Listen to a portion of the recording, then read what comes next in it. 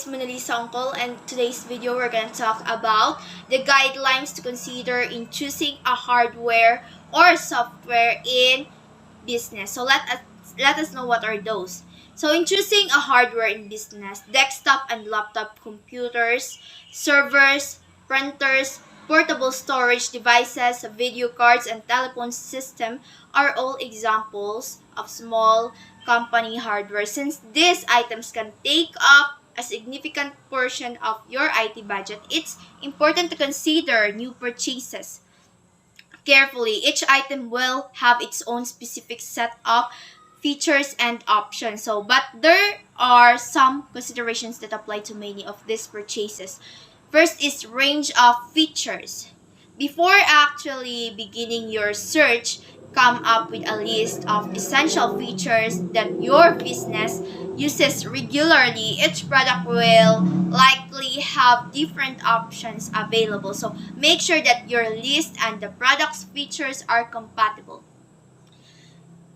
For example, if your team constantly prints documents from mobile devices, then you need to make sure any new printer you purchase has a mobile printing features. However, if all of those documents are fairly simple, then it may not be as important for you to splurge on a device that offers color printing options or other advanced features.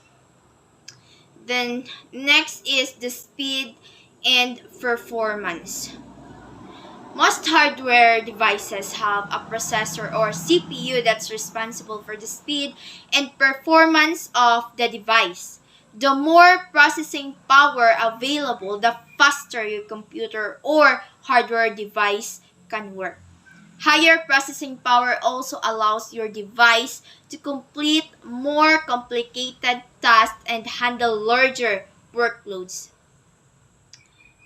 So there are certain types of processors that are meant for specific high performance functions like gaming or video editing, but generally the latest generation processor with decent cores and clock speeds will work for basic business tasks. If you're not sure about what all the tech jargon means for your business, consider working with an IT consultant to evaluate your company's needs and find the products that work for you. The next one is the storage. So storage and memories impacts a ton of different hardware products from computers to thumb drives. Basically, this describes the amount of information that a device can store for you to access and use.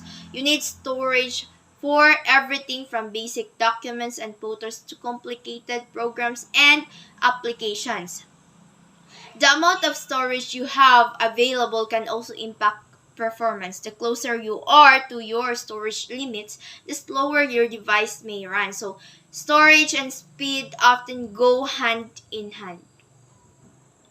When considering a new hardware purchase, you first need to consider how much space you actually need. Look at what you have stored on your current hardware products. If possible, there are also cloud storage options and external hardware options to help you supplement storage on your main computing devices. But with all of those things considered, the amount of storage on your devices needs to be well above what you actually need to keep stored. So, storage capacities are usually measured using gigabytes or terabytes.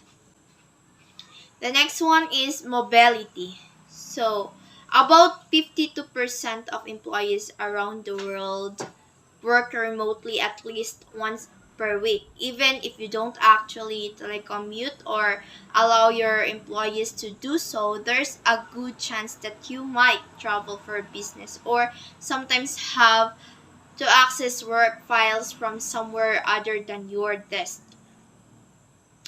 The hardware products you choose can make a big impact on your team's ability to work remotely or stay mobile and nimble on a daily basis. If you need the ability to work from anywhere, You might choose laptops over desktops, or if you need your information to be available in different locations, you might invest in a thumb drive or a small external hard drive. The next one is the budget. Of course, budget is an important consideration for any small businesses or large businesses purchase, but hardware products can be especially expensive. Small businesses plan to allocate about 24% of their IT budgets to hardware purchases in 2019. A good portion of that comes from purchasing desktop computers, laptops, and servers, but smaller purchases like printers and telephony system can also add up. This doesn't mean that you should just hunt for the lowest price. It's important to first evaluate the needs listed above, from essential features or to speed and storage capacity. Then you can shop for the best value within the set of qualifications. Additionally, be wary of price outliers. The last thing you want is to invest in a new hardware purchase only to have it break down within months. There are some used or refurbished options that can help you save money, but be sure to do your research and buy from a reputable dealer. For big purchases, try to find options that offer a warranty so your investment is protected. Let's proceed to the guidelines in choosing a software in business. First is focus on your business. Simply get moving while starting a business. Tools are distracting and can wait. Your primary focus should be on developing, marketing, and promoting your main product. That is the most crucial piece of advice we've received from founders. Apps are simply tools to assist you in accomplishing your goals. So make do with what you have for as long as you can, and only purchase additional programs when you truly require them. So the next one is analyze your needs. So when you're ready to go to shopping, be cautious until you've identified your pain spots and the true needs of your team. Make do with Gmail, Google Docs, and other lightweight or indigenous solutions. It's possible that you won't require any software for a while. Decide what you need from a tool before looking for an app that meets those criteria. The third one is do research.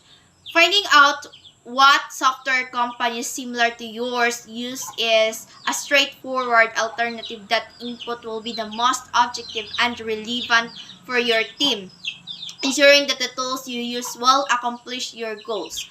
Please take your time. Make sure that the software you choose satisfies your specific requirements and gives value for a long time. Don't just pick the first app you come across. Study reviews and ask for recommendations to ensure you've chosen a good tool.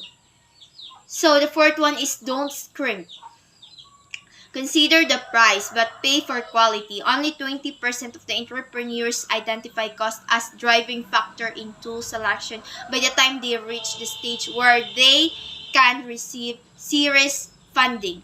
Instead, they concentrate on usability, integration, and best of breed technologies to help them optimize operations and achieve their objectives. So software is costly, but if it meets a need and allows you to accomplish more, it will more than pay for itself over time. The fifth is ask for help.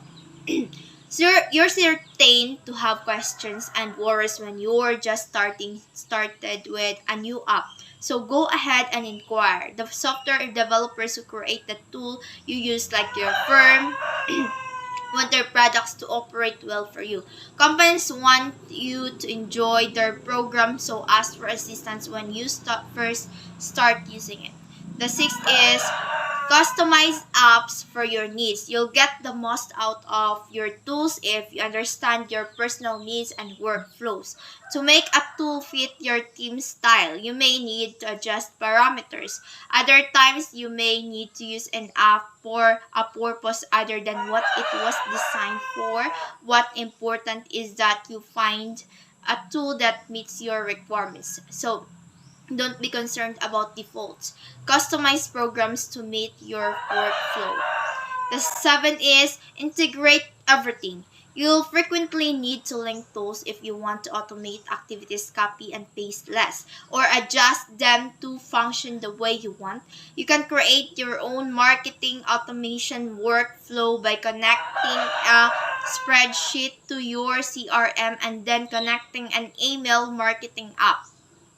You won't need any new software. Automations can help your employees connect the new app to everything else they use, allowing them to get more done in less time. So the next is get everyone on board. Perhaps you didn't choose the best app. Perhaps there is no such thing as the best app.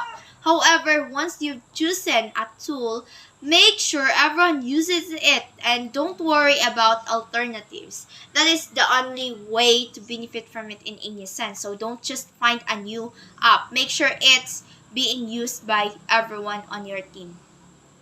The second is communicate, communicate, communicate. Discuss everything that has to do with the software you've chosen. Explain why you choose this software, what problem it answers, and how to use it effectively in your work to your team. To ensure that everyone is on the same page with the provide some internal documentation that instructs your team how to utilize it. The 10 is share your favorite software. Choosing a software is a time-consuming, labor-intensive process that entails endless hours of research, trial and error, and ultimately some failure. So whether on a site like Stocklist or more casually among friends, share your experiences and objective options about these technologies. When you've found an app that works for you, tell others about it to make the software discovery process easier for them. So that's all. And indeed, the hardware and software you use are the backbones of your business. Therefore, your IT infrastructure has to be efficient, reliable, and secure. That's all, and thank you.